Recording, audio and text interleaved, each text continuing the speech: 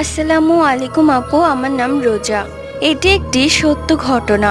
ঘটনাটি ঘটেছে আমার ফুফাতো ভাইয়ের সাথে। ওর ছোটবেলা থেকে ঘুড়ি উড়ানোর প্রতি একটা নেশা আছে। বিকেল হলে ওদের বাড়ির ছাদে ঘুড়ি নিয়ে উঠে যেত। একদম সন্ধ্যা পার হওয়ার পর নিচে নামতো।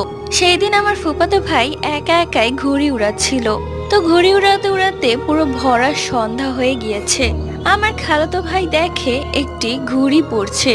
তো আমার ভাই সেটা আগ্রহ নিয়ে ধরতে যায়। ও একদম ছাদের কিনারায় চলে এসেছিল।